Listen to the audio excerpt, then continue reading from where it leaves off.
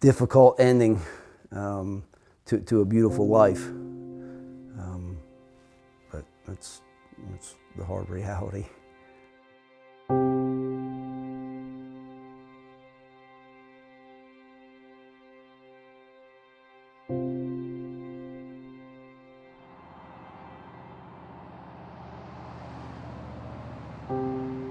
A day after a violent episode at a Cobb County assisted living facility ended with a 72-year-old with Alzheimer's being hospitalized, Smyrna police arrived to investigate. They gathered no physical evidence, made no request for records, and their brief investigation seemed to be entirely based on the facility director's account. So, I don't really know if this is a crime. Okay. But I just want to make sure I'm trying to do the right thing. Absolutely. So, we have a resident that has dementia. Gotcha. So, yesterday, he became very agitated and punched the caregiver, like right here across the jaw. And the caregiver's immediate reaction was to push him back.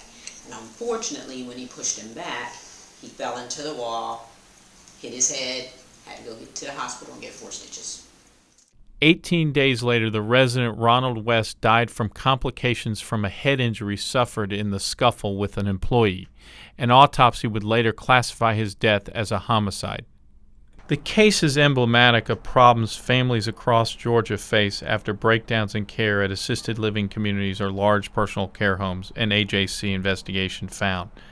Police can be quick to accept the story of caregivers when incidents involve dementia patients and miss signs of potential elder abuse or neglect because of lack of training.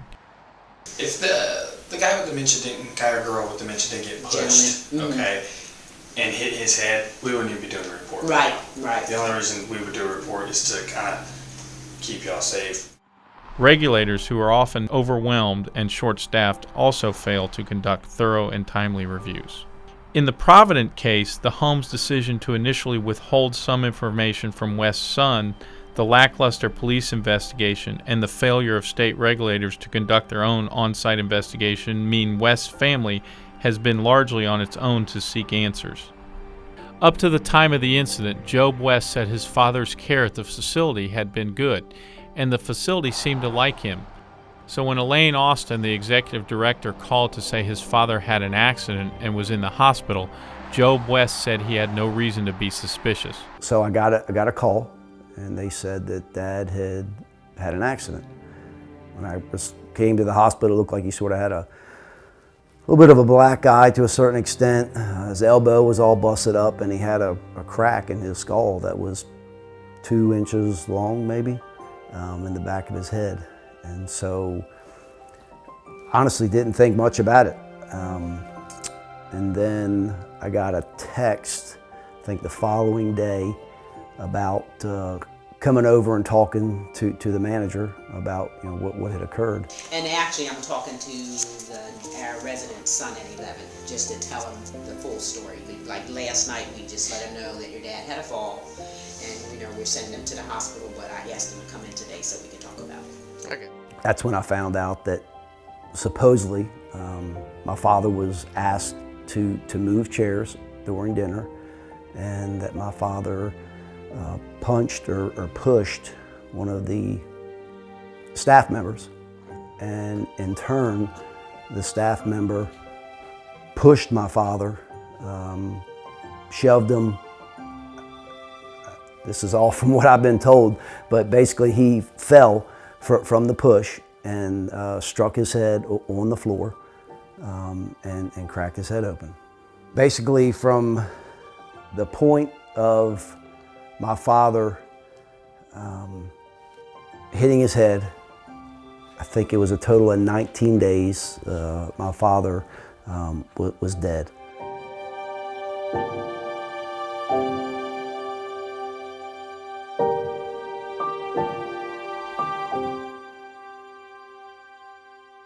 Job West had a nagging skepticism about the facility's story and asked the Cobb medical examiner for an autopsy. When the results came back several months later, the word homicide stung him. His father died, the medical examiner ruled, of complications from blunt trauma to the head that came from a fall during the altercation. While that doesn't necessarily mean he was the victim of a crime, the determination meant that West died because of the actions of another person. While the facility told police that Monty Bowser, a 24-year-old caregiver, was acting in self-defense, Bowser's separation notice said he was fired for, quote, violation of policies, disorderly conduct, and violence-free workplace. I felt like I did my father due diligence. I felt like I made the right decision for him. I felt like I was doing what he would have wanted me to do. And that might be the hardest part of this, that